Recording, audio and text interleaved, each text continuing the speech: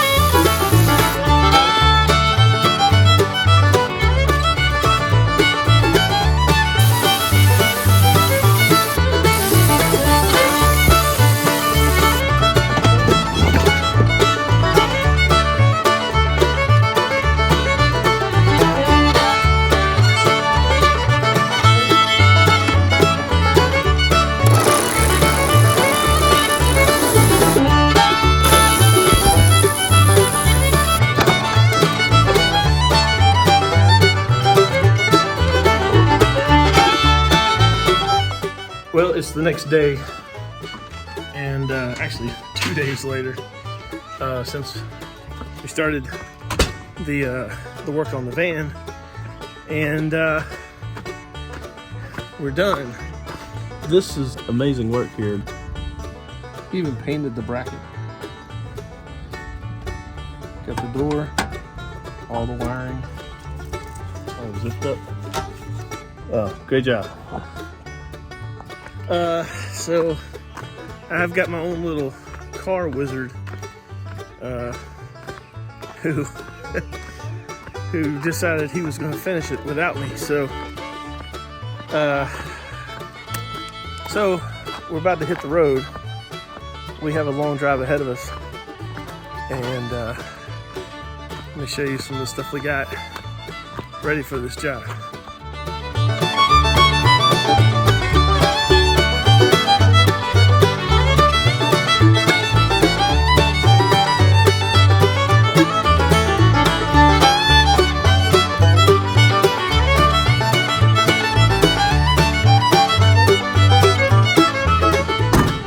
Ready to go.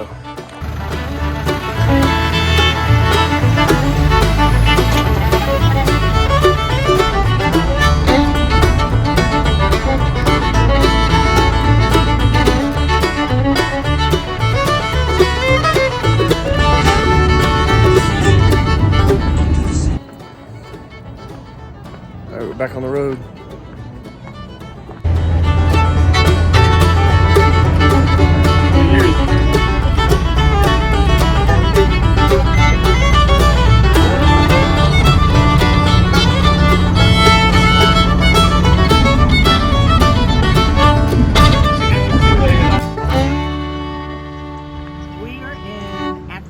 Akron, Ohio, Township. And we are actually at the house that my dad built that your dad built in 1957. Wow, okay. Where this car sat, right? That's right, where this car sat. It had in the garage. It never sat out. I'm Marilyn, the daughter of the original owner, Bernard Burchett. Yeah, I mean, it's just amazing this thing's sitting here for so long. Wow. These are all the old posters. This was my dad's baby. He loved this car. He never wanted it to be driven in the snow or the rain. So he had a beater car that he used if he thought it was going to rain or snow. So the Ford got beat up, the Chevy got babied. That's exactly right. He was always a Chevy guy. When my parents got married, this was his only car, and my mom had the Ford because she was from a family that liked Fords best. So we would all ride. So it would be my dad driving, my mom riding in the passenger seat, I'd be riding in the middle, and Denise was on my mom's lap. That's my sister, my younger sister. All right. And this was the car when I was getting my driver's license.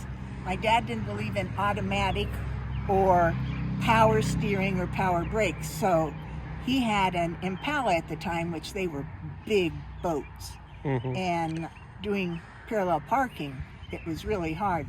So I took my driver's test in this car. That was the Impala. Was it manual or automatic?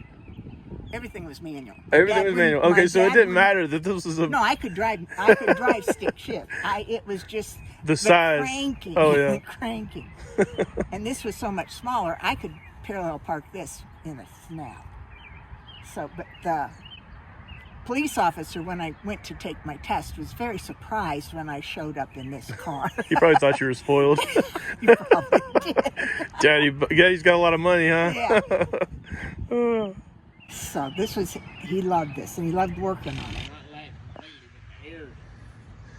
Well, there she is, finally on the trailer.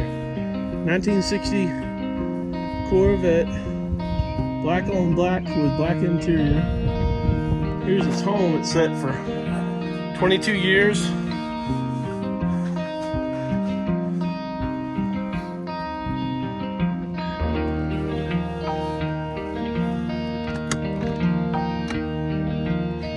There's the interior.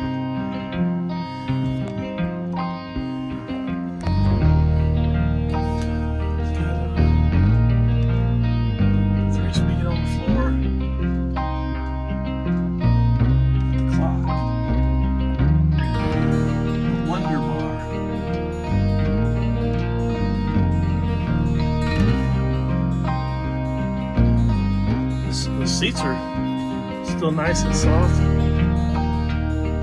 headliner looks nice.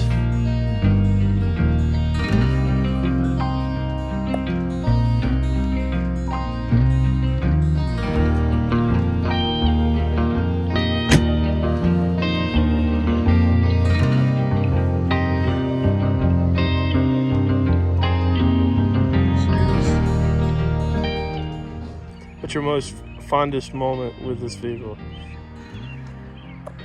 I think taking the driver's test. Oh yeah? Because I felt pretty special to be able to drive it.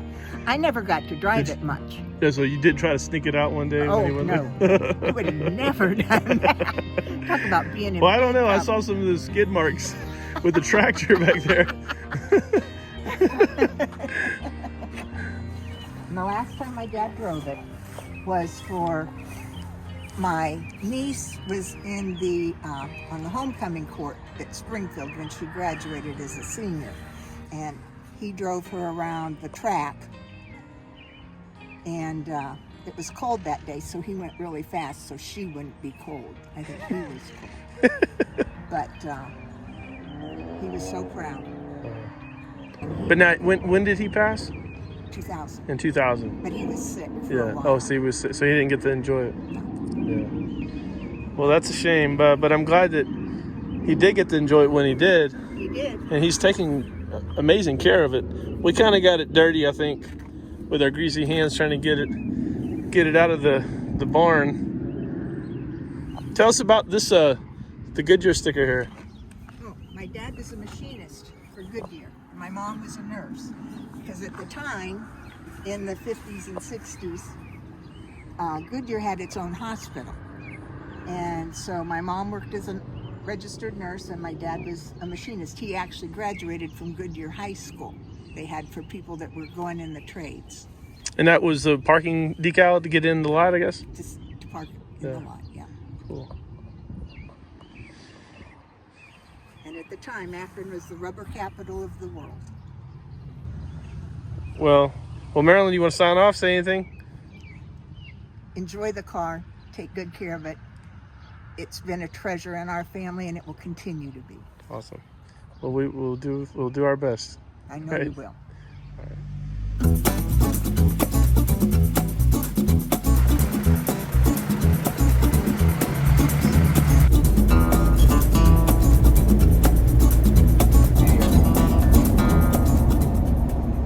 We're up, about to go, staying at the sleep in.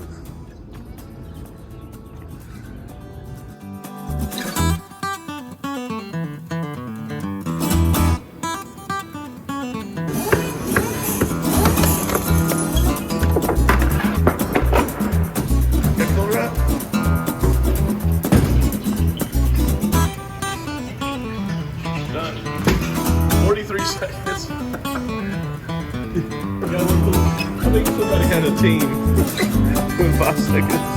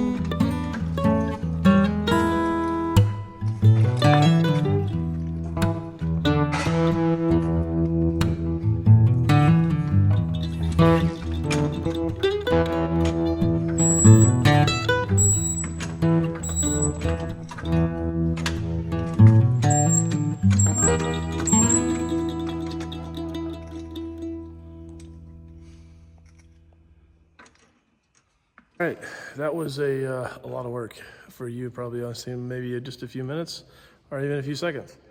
But we left on a Friday night, spent the night, finished the drive, picked up the car, spent the night, finished the drive, got it off the trailer, and it's in its new temporary home right here. So, and it's tomorrow. This is not the next day. After the drive up there, over 20 hours of driving, we spent a couple days just chilling. We had a lot of other things going on. So we're finally being able to get back to the Corvette today. So we'll go check it out. All right, let's do it. I got Evan behind the camera today. So this is an all original 1960 Corvette, okay? But it's in terrific shape. Being all original. This is all original lacquer, paint. You're gonna see a little bitty cracks in there. It might not pick it up in the camera. There's some scratches. We've already took the hubcaps off just for transportation. We got those over here. And this is the box of parts that came along with this car. So I hadn't even really gotten on to that yet. This is a tuxedo black.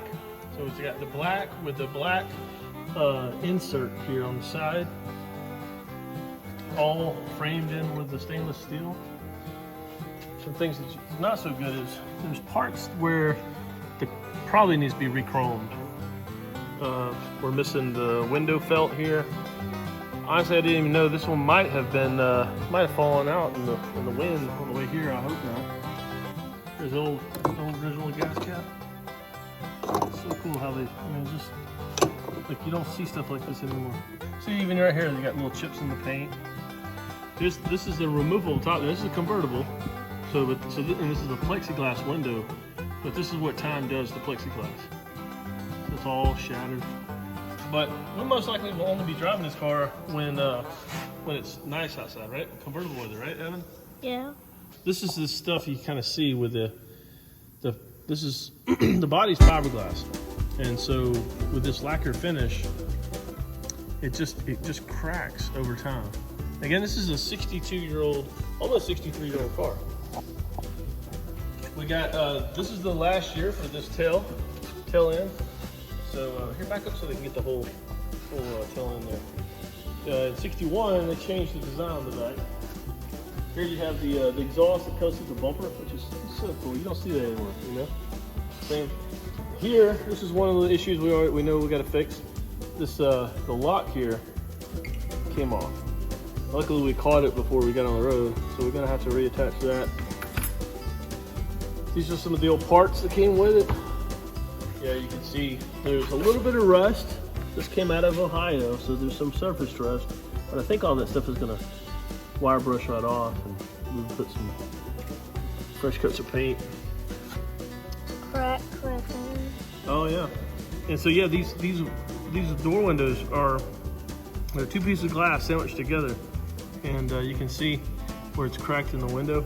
Of course, it's not bad. It's not gonna really, you know, I really like the originality of it. I like it to be all 1960 if it can.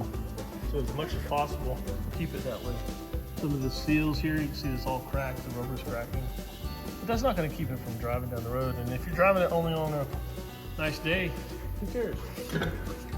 When we talk about the good things. The what? The good things.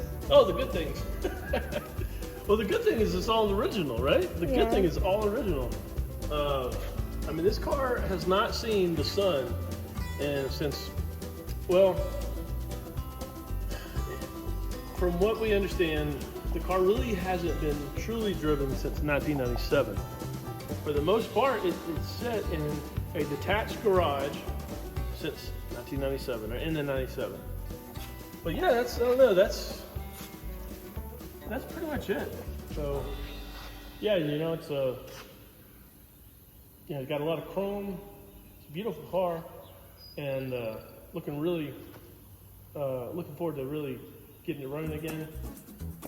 I think in the next video we're going to work on. Well, there's a lot of things we need to do. First thing we need to do. Well, not the first thing. I'll just say the early list is we need to get the brakes unlocked. We got one brake that is completely seized up, and the other three are really not in good shape. We're probably gonna have to replace all the brakes. We also were not able to determine whether the engine itself is seized.